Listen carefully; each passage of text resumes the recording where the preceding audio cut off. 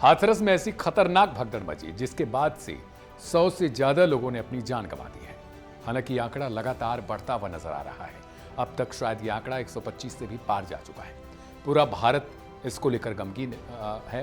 प्रधानमंत्री मोदी ने भी संसद में इसको लेकर अपनी श्रद्धांजलि अर्पित की है। मुख्यमंत्री योगी ने भी श्रद्धांजलि अर्पित की है। लेकिन सवाल बड़ा खड़ा ये हो रहा है कि आखिर जिसके सत्संग के दौरान ये भगदड़ मची है वो इंसान, वो व्यक्ति या वो बाबा कौन है? क्योंकि आजकल हम सभी लोग देख रहे हैं कि हर जगह पर, पूरे भारत में कहीं ना कहीं, हर समुदाय, हर धर्म में कोई ना कोई ऐसा व्यक्ति निकल रहा है जो भाषणबाजी कर रहा है, लोगों को इकट्ठा कर रहा है और फिर उनसे तमाम तरीके के अनुरोध कर रहा है। लेकिन उसमें जो जनता जाती है वो अपनी जान जोखिम में डालकर पहुंच रही है। ऐसा हम क्यों कह रहे हैं? क्योंकि नारायण सरकार हरि मूल रूप से जो उत्तर प्रदेश एटा के निवासी हैं, उनके हाथरस में चल रहे एक सत्संग के दौरान सैकड़ों लोगों ने अपनी जान गंवा दी है। अब हम बात करते हैं कि आखिर ये बाबा कौन है जिनके सत्संग के दौरान ये हादसा हुआ है। तो जानकारी मिली है कि नारायण साकार हरि मूल रूप से जो है उत्तर प्रदेश के एटा जिले के बहादुर नगरी गांव के रहने वाले हैं। उनकी शुरुआती पढ़ाई लिखाई जो है यही हुई है। उच्च शिक्षा के बाद गुप्तचर विभाग यानी इंटेलिजेंस ब्यूरो की नौकरी की थी। अब देखिए कहां से कहां तक ये बाबा बन के पहुंचते हैं। आईबी की नौकरी करते हैं, उसके बाद ये वहां से इस्तीफा देकर पहुंचते हैं, एक बाबा बन जाते हैं। काफी समय तक नौकरी करते रहे, फिर आध्यात्म की तरफ मुड़ गए। आध्यात्मिक जीवन में आने के बाद अपना नाम सूरजपाल से बदलकर नारायण साकार हरि रख लिया। इनका मूल नाम जो है वो सूरजपाल है। पटियाली गांव में आश्रम बना लिया। नारायण साकार हरि और बाबाओं की तरफ गेरुआ वस्त्र या कोई अलग पोशाक नहीं पहनते हैं। यह अक्सर सफेद सूट, टाई और जूते में नजर आते हैं।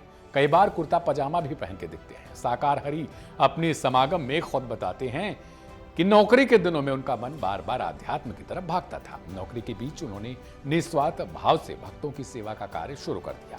फिर इसी रास्ते पर चलकर साकार हरि कहते हैं कि 1990 के दशक में उन्होंने जो है अपनी सरकारी नौकरी से इस्तीफा दे दिया था। रेजिग्नेशन वहां से उनका हो चुका था और फिर ये चले गए आध्यात्म की तरफ, प्रवचन देते लगे।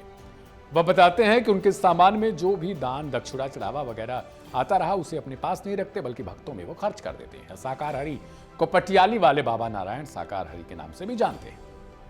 इनके सत्संग में हमेशा की हजारों की तादाद जो है लोग आते हैं, हमेशा भीड़ रहती है ऐसी। 2 साल पहले, अब आपको एक किस्सा बताते हैं। देश में कोरोना की लहर चल रही थी। उस समय उत्तर प्रदेश के फर्रुखाबाद में मई 2022 में इनके सत्संग का आयोजन किया गया था। जिला प्रशासन ने सत्संग में जाने के लिए 50 लोगों की शामिल होने की अनुमति दी थी, लेकिन कानून की धज्जियां बखिया उधेड़ी गई। 50,000 से ज्यादा लोग सत्संग में शामिल हुए थे। अब यहां सवाल जहां प्रशासन पर खड़ा होता है तो वहीं दूसरी तरफ खड़ा होता है इन बाबा पे भी कि आखिर जब इन्हें मालूम था कि कोविड का दौर चल रहा है तो इनकी कौन सा प्रवचन वहां चल रहा था। अगर प्रवचन आपका चल रहा था, मैं किसी की भावनाओं को भड़काना नहीं चाहता, लेकिन अगर आप 50 लोगों की अनुमति लेते हैं, उसके बाद आपके यहाँ भीड़ आती है 50,000 की, मैं समझ सकता हूँ जो भक्त होते हैं वो पहुँच जाते हैं। लेकिन क्या आपने वहाँ पर कभी ये अपील की, क्या लोगों से कहा कि अगर कभी यहाँ कोई हादसा होता है, इतनी संख्या में जब लोग वहाँ पर खड़े हो रहे हैं, आपके पास कोई सुरक्षा नहीं है ऐसी कि आप उनके इंतजामात कर सकें, जो आज के दृष्टिकोण से सवाल लाजमी है। यहाँ उमड़ी भीड़ के चलते शहर की यातायात व्यवस्था आज ध्वस्त हो गई। उस समय भी, अब 2022 की अगर बात करें तो वहाँ भी सेम हालात हुए थे। कोरोना टाइम में वहाँ भी प्रशासन ने आयोजकों के खिलाफ रिपोर्ट दर्ज की थी। लेकिन अब सवाल ये खड़ा हो रहा है आज के इंसिडेंट के बाद से कि बाबा आखिर इतनी बड़ी भीड़ की जिम्मेदारी क्या खुद पर लेंगे? जिन लोगों ने अपनी जान गंवाई है, क्या ये सत्संग कराने वाले आयोजक उनकी जिम्मेदारी लेंगे? क्योंकि सरकार ने तो 2-2 लाख रुपए मुआवजे का ऐलान कर दिया, 50-50 हज़ार घायलों के लिए कर दिया। लेकिन जिन लोगों ने अपनी जान गंवाई है वो लोग तो ऐसे ही मारे गए। उनके बारे में आपके क्या ख्याल है?